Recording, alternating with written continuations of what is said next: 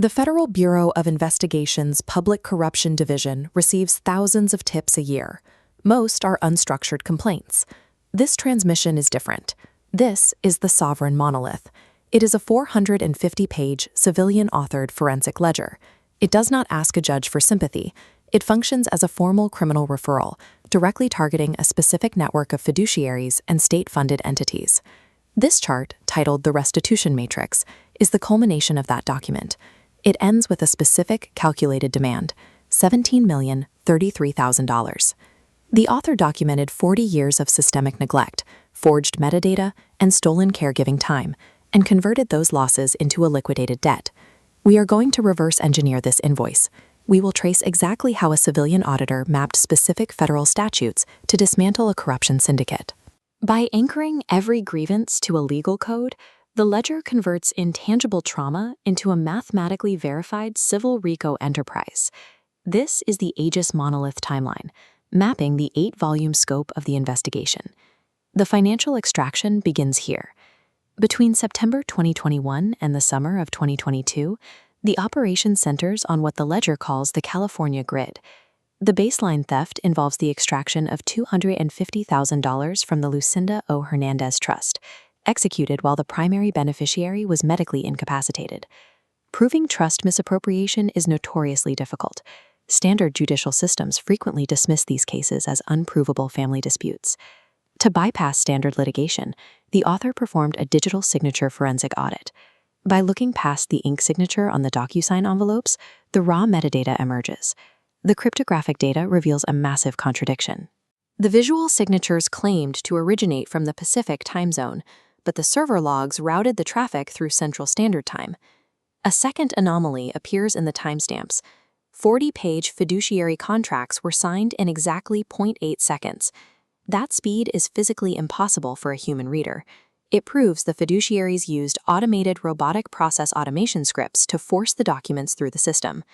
Executing a fraudulent transfer across state lines via digital networks violates Title 18 United States Code, Section 1343, wire fraud. By relying strictly on server metadata rather than emotional testimony, the audit locks the syndicate into a mathematically undeniable federal crime.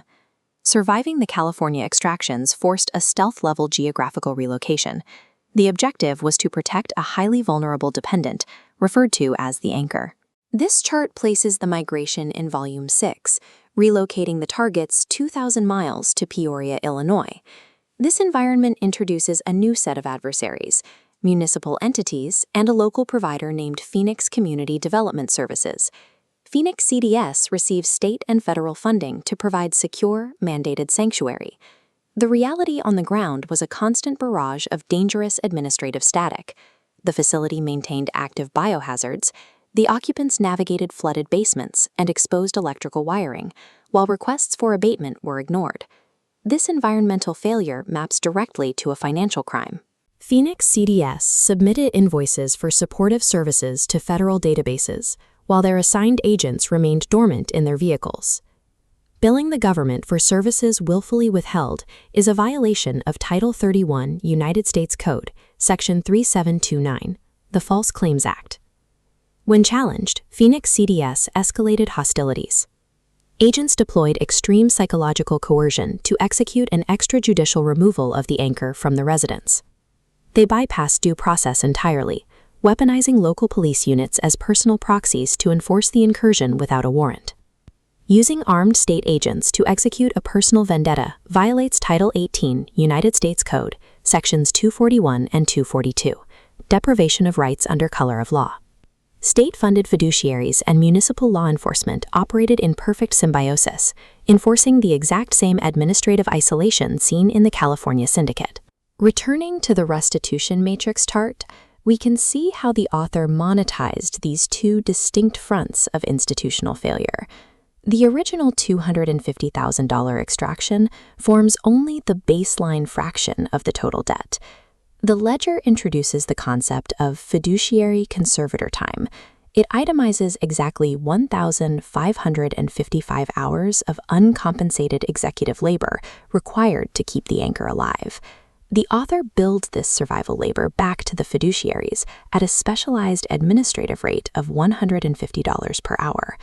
The physiological toll of surviving this sustained institutional friction is quantified directly. These disparate damages are unified under a specific legal framework, the Racketeer Influenced and Corrupt Organizations Act. Civil RICO requires the plaintiff to prove a pattern of racketeering activity. This means linking 2 or more predicate acts over a 10-year period. The California wire fraud and the Illinois false claims violations interlock. They perfectly satisfy the federal requirement. Because the pattern is proven, civil RICO mandates treble damages. Federal law permits the plaintiff to strictly multiply the actual financial loss by 3.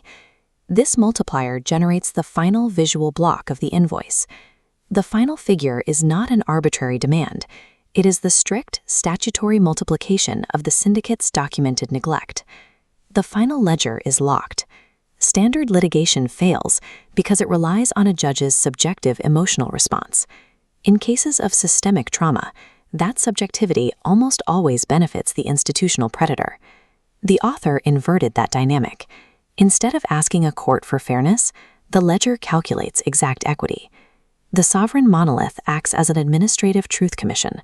It forces the judicial system to witness a mathematically verified reality it cannot dismiss.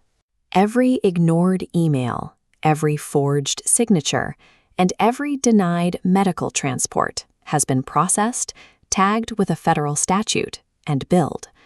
The $17 million figure operates as a non-negotiable margin call on a morally bankrupt enterprise. This creates a final ultimatum for the Federal Bureau of Investigation and regional oversight notes. The system must process its own procedural failures. If it hesitates, it faces exposure through a federal writ of mandamus. Sovereignty is not granted by an institution. It is achieved by forensically dismantling their simulation and billing them for the wreckage.